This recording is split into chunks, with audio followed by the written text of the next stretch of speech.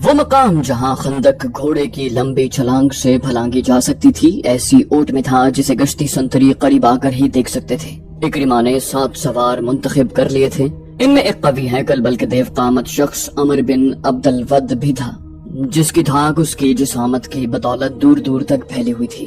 اکرمہ ان 7 سواروں کو مقررہ مقام سے کچھ دور تک اس اندازے سے لے گیا جیسے گھوڑوں کو ٹہلائی کے لیے لے جا رہا ہو۔ مسلمانوں کے سنتریوں کو ان پر شک نہ ہوا۔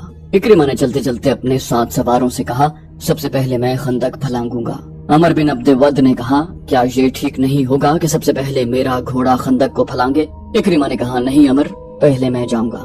اگر میرا گھوڑا خندق میں گر پڑا تو تم خندق پھلانگنے کی کوشش نہ کرنا، تمہارا سالار اپنی جان کی قربانی دے گا۔ یہ کہہ کر اکرمہ نے گھوڑے کی باگ کو جھٹکا دیا۔ گھوڑے کا رخ خندق کی طرف ہوا تو اکرمہ نے ایڑ لگا دی۔ عربی نسل کا گھوڑا ہوا سے باتیں کرنے لگا۔ اکرمہ نے لگام اور ڈھیلی کر دی اور گھوڑے کو پھر ایڑ لگائی۔ گھوڑے کی رفتار اور تیز ہو گئی۔ خندق کے کنارے پہ جا کے اکرمہ گھوڑے کی پیٹھ سے اٹھا اور آگے کو جھک گیا۔ گھوڑا ہوا میں بلند ہو گیا۔ خالد بن ولید کچھ دور کھڑا دیکھ رہا تھا۔ قبیلہ قریش کے بہت سے لشکری دیکھ رہے تھے، زمین و آسمان دیکھ رہے تھے، تاریخ دیکھ رہی تھی۔ گھوڑے کے اگلے پاؤں خندق کے دوسرے کنارے سے کچھ آگے اور پچھلے پاؤں عین کنارے پر لگے۔ گھوڑا رفتار کے زور پر آگے چلا گیا۔ اس کی اگلی ٹانگیں دوہری ہو گئی، اس کا منہ زمین سے لگا۔ اکرمہ گرتے گرتے بچا۔ گھوڑا بھی سنبھل گیا اور اکرمہ بھی۔ اسے پیچھے سے للکار سنائی دی، آگے نکل جاؤ اکرمہ۔ اکرمہ نے پیچھے دیکھا۔ عمر بن عبد الود کا گھوڑا ہوا میں اڑا آ رہا تھا۔ عمر رکابوں پر کھڑا آگے کو جھکا ہوا تھا۔ کسی کو توقع نہیں تھی کہ اتنے وزنی سوار کے نیچے گھوڑا خندق پھلانگ جائے گا، لیکن گھوڑا اسی جگہ جا پڑا جہاں اکرمہ کا گھوڑا گرا تھا۔ عمر کے گھوڑے کی ٹانگیں ایسی دوہری ہوئیں کہ منہ کے بل گرا اور ایک پہلو پر لڑک گیا۔ عمر گھوڑے کی پیٹھ سے لڑک کر قلابازیاں کھاتا گیا۔ ایک لمحے میں گھوڑا اٹھ کھڑا ہوا۔ ادھر عمر اٹھا اور پلک جھپکتے میں گھوڑے پر سوار ہو گیا۔ اس کے پیچھے اکرمہ کے 2 سوار اکٹھے چلے آ رہے تھے۔ خندق کے کنارے پر آ کر دونوں سواروں نے اپنے گھوڑوں کی پیٹھیں خالی کر دیں اور ان کی گردنوں پر جھکے ہوئے تھے۔ دونوں گھوڑے خندق پھلانگ آئے۔ اہل قریش کے لشکر نے داد و تحسین کے نعرے لگائے۔ اس شور سے مسلمان پہرے دار دوڑے آئے۔ اتنے میں اکرمہ کے 2 اور گھوڑے اپنے سواروں کو اٹھائے خندق کے کنارے سے ہوا میں اٹھے۔ ان کے پیچھے 7 میں سے باقی سواروں نے بھی اپنے گھوڑوں کو ایڑ لگا دی۔ تمام گھوڑے خندق پھلانگ آئے۔ اکرمہ نے مسلمان سنتریوں کو بلند آواز میں کہا، ٹھہر جاؤ، کوئی اور گھوڑا خندق کی اس طرف نہیں آئے گا۔ محمد کو بلاؤ، تم میں جو سب سے زیادہ بہادر ہے اسے لاؤ۔ وہ میرے ایک آدمی کا مقابلہ کر کے گھرا لے تو ہم سب کو قتل کر دینا۔ خدا کی قسم، ہم تمہارا خون اس ریت پر چھڑک کر واپس چلے جائیں گے۔ مسلمانوں کی اجتماع گاہ میں کھلبلی بپا ہو چکی تھی۔ ایک شور تھا۔ قریش اور غطفان نے خندق عبور کر لی۔ مسلمانوں، تمہارے امتحان کا وقت آ گیا ہے۔ ہوشیار، خبردار، دشمن آ گیا ہے۔ رسول اللہ صلی اللہ علیہ وسلم نے مسلمانوں کو بے قابو نہ ہونے دیا۔ آپ علیہ السلام نے دیکھ لیا تھا کہ اہل قریش خندق کے پار کھڑے قہقہے لگا رہے تھے۔ وہ مسلمانوں کا مذاق اڑا رہے تھے، پھپتیاں بھی کس رہے تھے۔ رسول کریم صلی اللہ علیہ وسلم اس جگہ پہنچے جہاں اکرمہ اور اس کے سوار کھڑے للکار رہے تھے۔ رسول اکرم صلی اللہ علیہ وسلم کے ساتھ حضرت علی رضی اللہ عنہ بھی تھے۔ آپ علیہ السلام نے صورتحال کا جائزہ لیا تو سمجھ گئے کہ اکرمہ انفرادی مقابلے کے لیے آیا ہے۔ آپ علیہ السلام کو اور حضرت علی رضی اللہ عنہ کو دیکھ کر عمر بن عبد ود نے اپنا گھوڑا آگے بڑھایا۔ عمر نے للکار کر کہا، قسم ہے حبل اور عزا کی، تم میں مجھے کوئی ایک بھی نظر نہیں آ رہا جو میرے مقابلے میں اتر سکے۔ مورخ عینی شاہدوں کے حوالے سے لکھتے ہیں کہ مسلمانوں کی خاموشی گواہی دے رہی تھی کہ ان پر عمر کا خوف طاری ہو گیا تھا۔ وجہ یہ تھی کہ عمر کی جسامت اور طاقت کے ایسے ایسے قصے مشہور تھے جیسے وہ ما فوق الفطرت طاقت کا مالک ہو۔ دیکھا شاید کسی نے بھی نہیں تھا، لیکن سب کہتے تھے کہ عمر گھوڑے کو اپنے کندھوں پر اٹھا سکتا ہے اور وہ 500 گھڑ سواروں کو اکیلا شکست دے سکتا ہے۔ اس کے متعلق ہر کوئی تسلیم کرتا تھا کہ اسے نہ کوئی گرا سکا ہے نہ کوئی گرا سکے گا۔ ابو سفیان خندق کے پاس کھڑا دیکھ رہا تھا۔ خالد اور صفوان بھی دیکھ رہے تھے۔ غطفان، عینیہ اور ان کا تمام لشکر دیکھ رہا تھا، اور نعیم بن مسعود رضی اللہ عنہ بھی غیر مسلموں کے لشکر میں دم بخود کھڑے تھے۔ عمر بن عبد ود کی للکار ایک بار پھر گرجی، میں جانتا ہوں تم میں سے کوئی بھی آگے نہیں آئے گا۔ خندق کے پار قریش کا قہقہا بلند ہوا اور کئی پھپتیاں سنائی تھی۔ حضرت علی رضی اللہ عنہ نے رسول خدا صلی اللہ علیہ وسلم کی طرف دیکھا۔ آپ علیہ السلام نے اپنا امامہ سر سے اتارا اور حضرت علی کے سر پر باندھ دیا، پھر اپنی تلوار حضرت علی کو دے دی۔ مورخ ابن سعد نے لکھا ہے کہ رسول کریم صلی اللہ علیہ وسلم کی سرگوشی سنائی تھی، علی کا مددگار تو ہی ہے میرے اللہ۔ مورخین نے اس تلوار کے متعلق جو رسول خدا صلی اللہ علیہ وسلم نے حضرت علی رضی اللہ عنہ کو دی تھی لکھا ہے کہ یہ تلوار قریش کے مشہور جنگجو منبہ بن حجاج کی تھی، وہ بدر کی لڑائی میں مارا گیا تھا۔ فاتح مجاہدین نے یہ تلوار حضور صلی اللہ علیہ وسلم کو پیش کی تھی، آپ علیہ السلام نے اس کے بعد یہی تلوار اپنے پاس رکھی۔ اب آپ علیہ السلام نے وہی تلوار حضرت علی رضی اللہ عنہ کو دے کر عرب کے ایک دیو قامت کے مقابلے میں اتارا۔ یہ تلوار تاریخ اسلام میں ذوالفقار کے نام سے مشہور ہوئی۔ حضرت علی رضی اللہ عنہ عمر بن عبد ود کے سامنے جا کھڑے ہوئے۔ عمر جو گھوڑے پر سوار تھا حضرت علی رضی اللہ عنہ سے مخاطب ہوا، ابو طالب کے بیٹے، کیا تم بھول گئے ہو کہ تمہارا باپ میرا کتنا گہرا دوست تھا؟ کیا یہ میرے لیے بہت برا فعل نہیں ہوگا کہ میں اپنے عزیز دوست کے بیٹے کو قتل کر دوں؟ حضرت علی رضی اللہ عنہ نے للکار کر جواب دیا، اے میرے باپ کے دوست، ہماری دوستی ختم ہو چکی ہے، خدا کی قسم میں تمہیں صرف ایک بار کہوں گا کہ اللہ کو برحق اور محمد صلی اللہ علیہ وسلم کو اللہ کا رسول تسلیم کر لو اور ہم میں شامل ہو جاؤ۔ عمر نے کہا، تم نے ایک بار کہہ لیا ہے، میں دوسری بار یہ بات نہیں سنوں گا، میں یہ بھی کہوں گا کہ میں تمہیں قتل نہیں کرنا چاہتا۔ حضرت علی رضی اللہ عنہ نے کہا، میں تمہیں قتل کرنا چاہتا ہوں عمر، اتر گھوڑے سے اور آ میرے مقابلے پہ اور بچا اپنے آپ کو اس تلوار سے جو مجھے اللہ کے رسول صلی اللہ علیہ وسلم نے عطا کی ہے۔ عمر کے متعلق مورخ لکھتے ہیں کہ وہ وحشی تھا، جب غصے میں آتا تو اس کا چہرہ غضبناک ہو کر درندوں جیسا ہو جاتا۔ وہ گھوڑے سے کود کر اترا اور تلوار سونت کر حضرت علی رضی اللہ عنہ پر پہلا وار اتنی تیزی سے کیا کہ دیکھنے والے یہ سمجھے کہ اس کی تلوار نے حضرت علی رضی اللہ عنہ کو کاٹ دیا ہے، لیکن حضرت علی رضی اللہ عنہ یہ بھرپور وار بچا گئے۔ اس کے بعد عمر نے یک کے بعد دیگرے حضرت علی رضی اللہ عنہ پر متعدد وار کیے۔ حضرت علی رضی اللہ عنہ نے ہر وار غیر متوقع پینترا بدل کر بچایا۔ عمر نے یہ تو سوچا ہی نہ تھا کہ جس جسامت اور طاقت پر اسے اتنا گھمنڈ ہے وہ ہر جگہ کام نہیں آ سکتی۔ تو یہ غزنی کے مارکے میں جس تیزی اور پھرتی کا مظاہرہ حضرت علی رضی اللہ عنہ کر رہے تھے وہ عمر نہیں کر سکتا تھا، کیونکہ اس کا جسم بھاری بھرکم تھا۔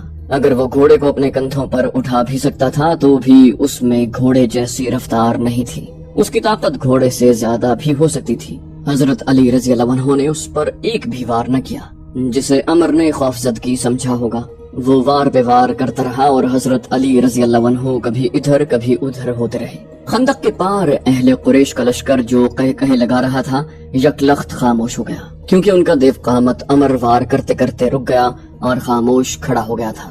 وہ ہانپ رہا تھا، وہ غالباً حیران تھا کہ یہ نوجوان جو قد بت میں اس کے جسم کا 20واں حصہ بھی نہیں ہے اس سے مروب کیوں نہیں ہوا۔ دراصل عمر تھک گیا تھا۔ حضرت علی رضی اللہ عنہ نے جب اس کی یہ حالت دیکھی کہ وہ اپنی طاقت اتنے سارے وار کرتے کرتے صرف کر چکا ہے اور حیران و پریشان کھڑا ہے، تو حضرت علی رضی اللہ عنہ نے یہ حیران کن مظاہرہ کیا کہ تلوار پھینک کر بجلی کسی تیزی سے عمر پر جھپٹے اور اچھل کر اس کی گردن اپنے ہاتھوں میں دبوچ لی۔ اس کے ساتھ ہی حضرت علی رضی اللہ عنہ نے عمر کی ٹانگوں میں اپنی ٹانگ ایسے پھنسائی کہ وہ پیٹھ کے بل گرا۔ اس نے اپنی گردن چھڑانے کے لیے بہت زور لگایا، لیکن اس کی گردن حضرت علی رضی اللہ عنہ کی آہنی گرفت سے آزاد نہ ہو سکی۔ حضرت علی رضی اللہ عنہ نے اس کی گردن سے ایک ہاتھ ہٹا کر کمربند سے خنجر نکالا اور اس کی نوک عمر کی شہرک پر رکھ دی۔ حضرت علی نے کہا، اب بھی میرے اللہ کے رسول صلی اللہ علیہ وسلم پر ایمان لیا تو میں تیری جان بخشی کر دوں گا۔ عمر بن عبد ود نے جب دیکھا کہ اس کی وہ طاقت جس سے اہل عرب لرزتے تھے بیکار ہو گئی ہے تو اس نے یہ اوچھی حرکت کی کہ حضرت علی رضی اللہ عنہ کے منہ پر تھوک دیا۔ دیکھنے والے ایک بار پھر حیران رہ گئے، کیونکہ حضرت علی رضی اللہ عنہ خنجر سے اس کی شہرک کاٹ دینے کی بجائے اٹھ کھڑے ہوئے۔ انہوں نے خنجر کمربند میں اڑس لیا اور ہاتھوں سے اپنا چہرہ صاف کیا۔ عمر اب اس طرح اٹھا جیسے اس کے جسم کی طاقت ختم ہو چکی ہے۔ صرف اسے ہی نہیں، ہر کسی کو توقع تھی کہ حضرت علی اسے زندہ نہیں اٹھنے دیں گے، لیکن حضرت علی رضی اللہ عنہ بڑے آرام سے پیچھے ہٹے۔ انہوں نے کہا، عمر، میں نے اللہ کے نام پر تیرے ساتھ زندگی اور موت کا مقابلہ کیا ہے، لیکن تو نے میرے منہ پر تھوک کر میرے دل میں ذاتی دشمنی پیدا کر دی ہے۔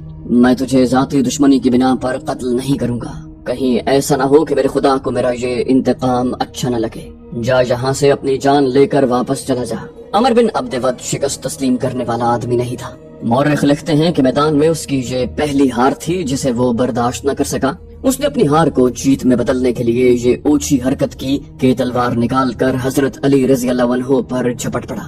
حضرت علی رضی اللہ عنہ اس حملے کے لیے تیار نہیں تھے، لیکن ان کی کامیابی کے لیے رسول خدا نے خدا سے مدد مانگی تھی۔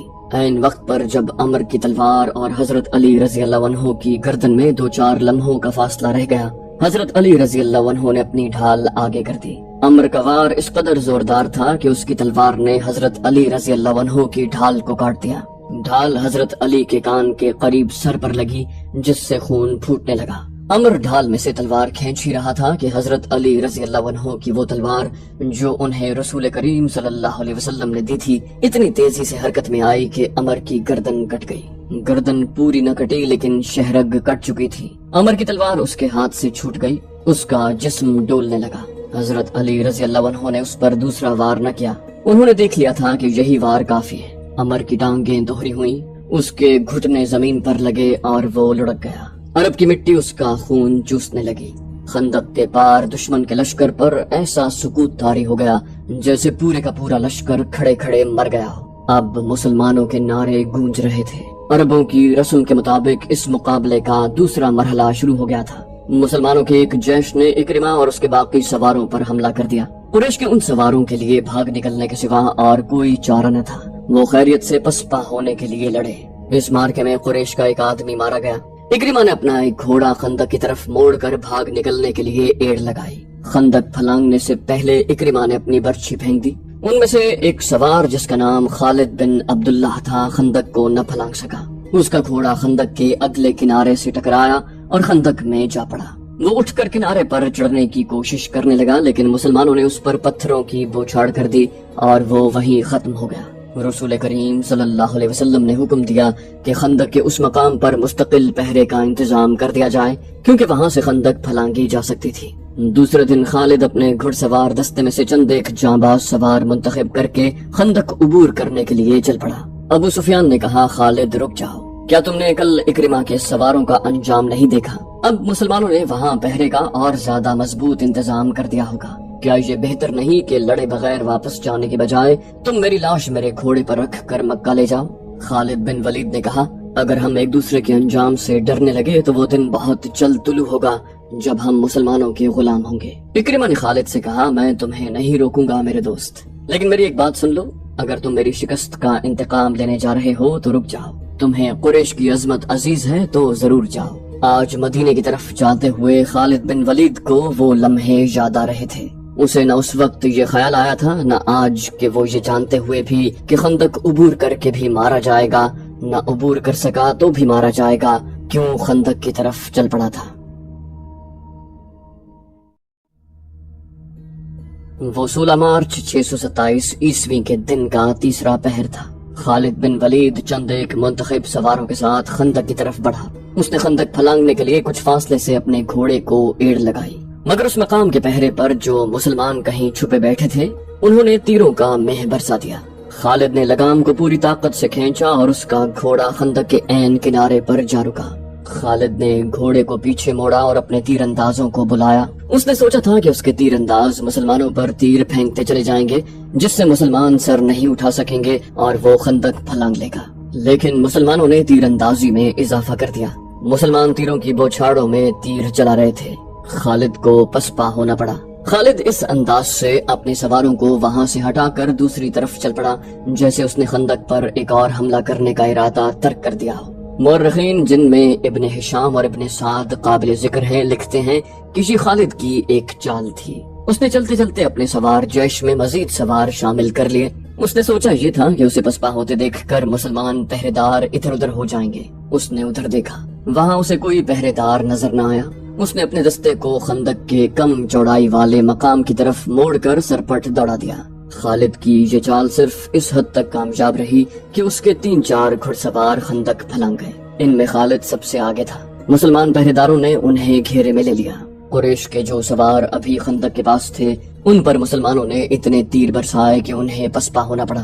خالد اور اس کے سواروں کے لیے مسلمانوں کے گھیرے سے نکلنا بہت مشکل ہو گیا۔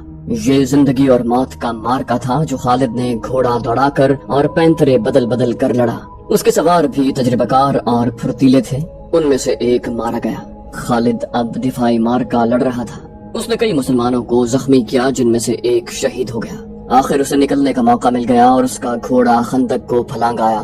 اس کے جو سوار زندہ رہ گئے تھے وہ بھی خندق پھلانگ آئے۔ اس کے بعد قریش میں سے کسی نے بھی خندق کے پار جانے کی جرات نہ کی۔ اکرمہ اور خالد کی ناکامی کے بعد قریش اور ان کے دیگر اتحادی قبائل کے لشکر میں مایوسی جو پہلے ہی کچھ کم نہ تھی اور بڑھ گئی، خوراک نہ ہونے کے برابر رہ گئی تھی۔ ابو سفیان جو اپنے اور دیگر تمام قبائل کے لشکر کا سالار اعلیٰ تھا، پہلے ہی ہاتھ پاؤں چھوڑ بیٹھا تھا۔ خالد، اکرمہ اور صفوان نے یہ ظاہر کرنے کے لیے کہ ان کا لشکر زندہ اور بیدار ہے، یہ کارروائی جاری رکھی کہ وقتاً فوقتاً خندق کے قریب جا کر مسلمانوں کی خیمہ گاہ پر تیر برساتے رہتے۔ اس کے جواب میں مسلمانوں نے تیر اندازوں کو خندق کے قریب پھیلا دیا، جو اہل قریش کے تیر اندازوں پر جوابی تیر اندازی کرتے رہے۔ تیروں کے تبادلے کا یہ سلسلہ صرف ایک دن صبح سے شام تک چلا۔ اہل قریش، غطفان اور دیگر قبائل جس محمد کو شکست دینے آئے تھے، وہ محمد صلی اللہ علیہ وآلہ وسلم کسی ملک کے بادشاہ نہیں تھے، وہ خدا کے رسول صلی اللہ علیہ وسلم تھے۔ خدا نے انہیں ایک عظیم پیغام دے کر رسالت عطا کی تھی۔ آپ علیہ السلام نے خدا سے مدد مانگی، خدا اپنے رسول صلی اللہ علیہ وسلم کو کیسے مایوس کرتا۔ اس کے علاوہ مدینہ کے اندر مسلمانوں کی عورتیں اور بچے دن رات اپنی کامیابی اور نجات کی دعائیں مانگتے رہتے تھے۔ یہ دعائیں کیسے رائے گاہ جاتی۔ 18 مارچ 627 عیسوی بروز منگل مدینہ کی فضا خاموش ہو گئی۔ سردی خاصی تھی، ہوا بند ہو گئی، موسم خوشگوار ہو گیا، لیکن یہ طوفان سے پہلے کی خاموشی تھی۔ اچانک آندھی آ گئی جو اس قدر تیز و تند تھی کہ خیمے اڑنے لگے۔ جھکڑ بڑے ہی سرد تھے۔ آندھی کی تندی اور اس کی چیخوں سے گھوڑے اور اونٹ بھی گھبرا گئے اور رسیاں تڑوانے لگے۔ مسلمانوں کی اجتماع گاہ سلا کی پہاڑی کی اوٹ میں تھی، اس لیے آندھی انہیں اتنا پریشان نہیں کر رہی تھی جتنا مکہ کے لشکر کو۔ قریش کھلے میدان میں تھے، آندھی ان کا سامان اڑا رہی تھی، خیمے اڑ گئے یا لپیٹ دیے گئے۔ لشکر کے سردار اور سپاہی اپنے اوپر ہر وہ کپڑا ڈال کر بیٹھ گئے تھے جو ان کے پاس تھا۔ ان کے لیے یہ آندھی خدا کا قہر بن گئی تھی، اس کی چیخوں میں قہر اور غضب تھا۔ ابو سفیان برداشت نہ کر سکا، وہ اٹھا، اسے اپنا گھوڑا نظر نہ آیا۔ قریب ہی ایک اونٹ بیٹھا تھا، ابو سفیان اونٹ پر چڑھ بیٹھا اور اسے اٹھایا۔ مورخ ابن ہشام کی تحریر کے مطابق ابو سفیان بلند آواز سے چلانے لگا، اے اہل قریش، اے اہل غطفان، کعب بن اسد نے ہمیں دھوکہ دیا ہے، آندھی ہمارا بہت نقصان کر چکی ہے، اب یہاں ٹھہرنا بہت خطرناک ہے، مکہ کو کوچ کرو، میں جا رہا ہوں۔ اس نے اونٹ کو مکہ کی طرف دوڑا دیا۔ خالد کو آج وہ منظر یاد آ رہا تھا، تمام لشکر جسے مکہ سے مدینہ کی طرف کوچ کرتے دیکھ کر اس کا سینہ فخر سے پھیل گیا تھا اور سر اونچا ہو گیا تھا۔ ابو سفیان کے پیچھے پیچھے ڈری ہوئی بھیڑوں کی طرح جا رہا تھا۔ خالد اور عمر بن العاص نے اپنے طور پر سوچا تھا کہ ہو سکتا ہے مسلمان عقب سے حملہ کر دیں، چنانچہ انہوں نے اپنے سوار دستوں کو اپنے قابو میں رکھ کر لشکر کے عقب میں رکھا ہوا تھا۔ ابو سفیان نے ایسے حفاظتی اقدام کی سوچی ہی نہ تھی۔ اس پسپا ہوتے لشکر میں وہ آدمی نہیں تھے جو مارے گئے تھے، اور اس لشکر میں نعیم بن مسعود رضی اللہ عنہ بھی نہیں تھے۔ قریش کا لشکر چلا تو نعیم رضی اللہ عنہ آندھی سے فائدہ اٹھاتے ہوئے خندق میں اتر گئے اور رسول کریم صلی اللہ علیہ وسلم کے پاس پہنچ گئے۔ آج خالد مدینہ کی طرف اسی راستے پر جا رہا تھا جس راستے سے اس کا لشکر ناکام واپس گیا تھا۔ اسے شیخین کی پہاڑی نظر آنے لگی۔ تو دوستو، یہ تھی ہماری آج کی ایپیسوڈ۔ امید کرتے ہیں آپ کو ہماری ایپیسوڈ پسند آئی ہوگی۔ جانے سے پہلے اس ویڈیو کو لائک، شیئر اور کامنٹ کرنا مت بھولیے، اور اگر آپ ہمارے چینل پر نئے ہیں تو اسے سبسکرائب کیجیے اور بیل آئیکن پر کلک کیجیے تاکہ آپ کو تمام ویڈیوز فوراً ملتی رہیں۔ اگلی ویڈیو تک کے لیے اپنا خیال رکھیے۔ اللہ حافظ۔